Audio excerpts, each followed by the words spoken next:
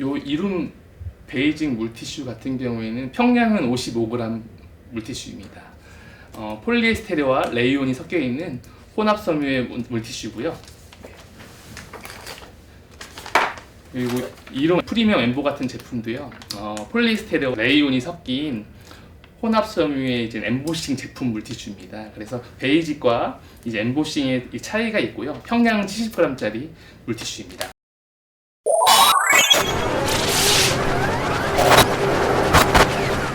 자본 철수를 앞두고 있는 롯데네슬레 청주공장 노조원들이 30일 오전 기자회견에서 총고용부장을 요구하며 생존권 투쟁을 예고했습니다.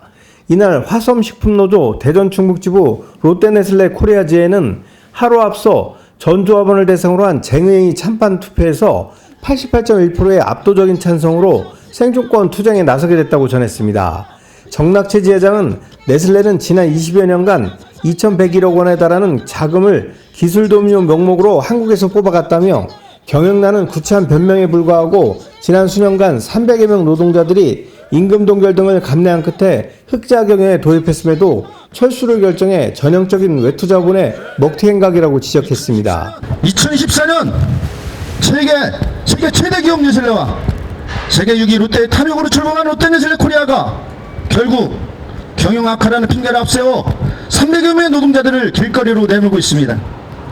그들은 노동자들의 임금을 수년간 동결하였고 매출은 그대림에도 불구하고 임직원 수가 100명 이상 감소되었음에도 인원 충원도 하지 않은 채 노동 착취를 일삼다가 이제는 그마저 아깝다고 우리들을 하루아침에 해고한다고 합니다. 사람이 우선이라는 고객에게 존경받는 기업이 될 것이라는 네슬레의 기본 윤리는 모두 사기였습니다. 수년간 기술도움용 명목으로 수천억을 챙겨갔고 경영자문용 명목을 억지 명목으로 롯데지주가 챙겨간 수백억의 자금을 롯데네슬레 코리아 제품개발과 마케팅 지원에 투자를 했다면 결코 작금의 상황은 발생하지 않았을 것입니다. 이어 정 지회장은 네슬레 300여 노동자와 그 가족 1000여 명의 생존권이 달린 문제인 만큼 청주시와 충북도도 관심을 가져달라고 촉구했습니다.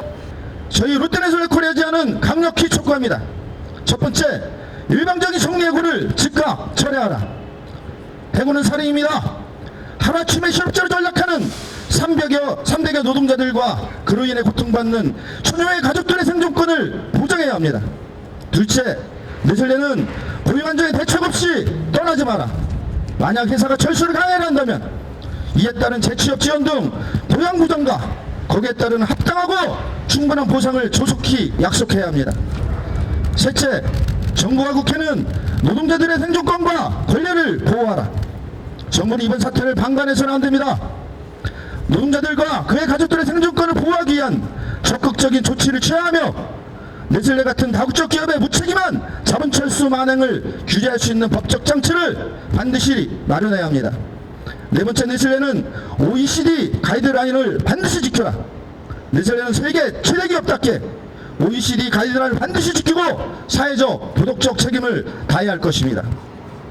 존경하는 언론 취재기자 및 청주 시민 여러분, 정말 해고는 살인입니다. 저희 롯데네슬레 코리아지회는 우리 노동조합과 우리 가족들의 생존권을 위해 끝까지 투쟁해 나갈 것입니다.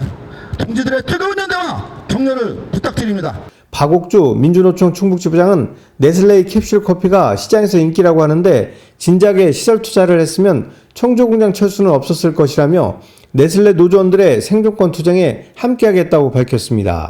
흑자로 돌아섰고 작년에도 35억의 순이익을 보았습니다. 경영상의 위기가 없습니다. 그런데 왜 일방적으로 자본을 철수하는 것입니까?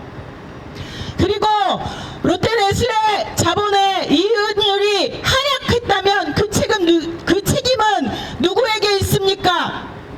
지난 30여 년 동안 네슬레는, 그리고 롯데 네슬레는 이 공장에 투자하고 새로운 경영을 지속적으로 하기 위한 그런 노력을 전혀 하지 않았습니다. 우리나라